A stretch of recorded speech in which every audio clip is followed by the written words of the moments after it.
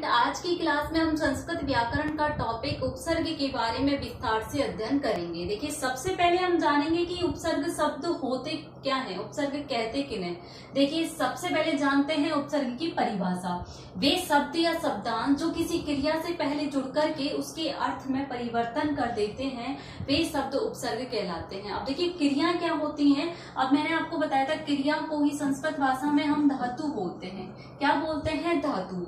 यानी कि ऐसे भी कह सकते हैं, वे शब्द या शब्दांश जो धातु से प्रारंभ में जुड़ करके उनके अर्थ में परिवर्तन कर देते हैं, वे शब्द उपसर्ग कहलाते हैं। अब देखिए, संस्कृत भाषा में उपसर्ग कितने होते हैं? संस्कृत भाषा में उपसर्ग की संख्या होती है 22। ठीक है, द्वाविंशति। संस्कृत में क्या बोलेंगे? 22 को द्वाविंशति उपसर्ग होते हैं। अब देखिए, वो उपसर्ग कौन कौन से होते हैं। आपको कुछ नहीं करना है उपसर्ग की पहचान के लिए, केवल आपके माइंड में ध्यान होना चाहिए कि उपसर्ग 22 कौन कौन से होते हैं अपने। उसके लिए मैंने आपको याद करने के लिए फटाफट से देखिए किस तरीके से याद किए जाते हैं 22 उपसर्ग कौन कौन से होते हैं। उसके बाद इनका अर्थ धीरे धीरे अब जैसे जैसे अभ्यास करोगे तो आप अर्थ भी जानोगे, और उनके एग्जाम्पल जैसे देखोगे तो आपको पता है कि अपने 22 उपसर्ग ये होते हैं। तो एग्जाम्पल में जैसे आपको इनमें से प्रारंभ में जो जुड़ा मिला तो आप पहचान जाओगे कि ये उपसर्ग है। अब देखिए कौन कौन से होते हैं। प्र, परा, एक साथ जो प्र वाले हैं उनको एक साथ याद करोगे। प्र, परा, प्रतिपरि, प्र, परा, प्रतिपरि, निर, निस, दुर, दुस। ठीक है, इस प्रकार से आपको याद करने हैं 22 उपसर्ग। प्र, परा, प्रतिपरि, निर, निर, निस, दुर, दुस। देखिए वापस से देखिए, प्र, परा, प्रतिपरि, निर, निस, दुर, दुस। 8 उपसर्ग याद हो गए।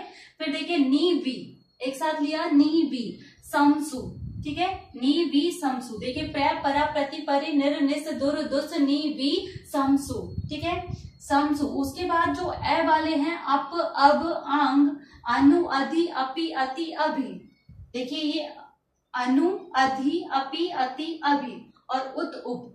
चाहे समसु की जगह आप उसके बाद में उत, उप भी याद कर सकते हो, लेकिन मैंने यहाँ पे ए वाले लिए हैं। देखिए किस तरीके से, प्र, परा, प्रतिपरि, निर, निस, दुर, दुस, नी, वी, समसु। ठीक है, उप, उत, मैंने उप, उत भी उसको एक साथ ले लिया, उप, उत। अब देखिए यहाँ पर अप, अब, अंग, अनु, अधि, अपि, अति, अभि। ठीक है, सिंपल है, बहुत सिंपल। 22 उपसर्ग आप अपने माइंड में रख सकते हो।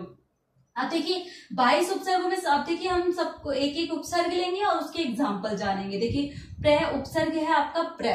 प्र का अर्थ होता है अधिक या उत्तम। क्या अर्थ होता है? अधिक या उत्तम। इसके एग्जाम्पल होंगे प्रभक्ति। आपको इस पहचानना क्या है इस तरीके से। प्रभक्ति में कौन सा उपसर्ग है आपको पता है? प्र, परा, प्रतिपरि। तो प्र आपका प्रारंभ में आ रहा है, तो प्र क्या है आपका? उपसर्ग है। प्राचार्य में क्या है? प्र उपसर्ग है। ठीक है, अधिक या उत्तम, उत्तम होते हैं प्राचार्य। सभी शिक्षकों में प्राचार्य उत्तम श्रेष्ठ होते हैं, तो प्राचार्य। देखिए यहाँ पे अर्थ भी निकल रहा है इसका। परा, परा होता है विरुद्ध या तिरस्कार। परा यानी क्या होता है? अर्थ विरुद्ध या तिरस्कार। पूछा जाता है इस तरीके से, आपका अर्थ भी पूछ लिया जाता है कभी कभी, लेकिन आपको एग्जाम्पल देंगे और एग्जाम्पल में पूछेंगे कि इनमें उपसर्ग कौन सा है। अब देखिए, परा भक्ति में उपसर्ग कौन सा है? परा। देखिए मैंने आपको बताया था प्र, परा, परा उपसर्ग होता है आपका, तो यहाँ पर कौन सा है? परा उपसर्ग है। और परायजिते, और यहाँ पे क्या है? परा उपसर्ग है। देखिए विरोध या तिरस्कार है, परायजिते नहीं, पराजय नहीं, उसकी क्या हो रही है? पराजय हो रही है, उसका तिरस्कार हो रहा है, तो यहाँ पे क्या है? पराजय आपका उपसर्ग है। इस तरीके से आपको उपसर्ग को ध्यान में रखना है। अगर आपको ये उपसर्ग की केवल 22 उपसर्ग के नाम याद है तो आप कोई भी आपको एग्जाम्पल दे दें, आप उनमें से 22 उपसर्गों में से पहचान कर सकते हो। देखिए अप का अर्थ होता है विपरीत या दूर। क्या होता है? विपरीत या दूर। अपने अति, अपहरती। ठीक है, अपनी अति, अपहरती। अब देखिए सम का अर्थ होता है समीप या अच्छा। समहर्ति, समगच्छति, समहर्ति, समगच्छति। अब देखिए अनु का अर्थ होता है पीछे या समान। अनुचरती, अनुकरोति, अनुचरती, अनुकरोति।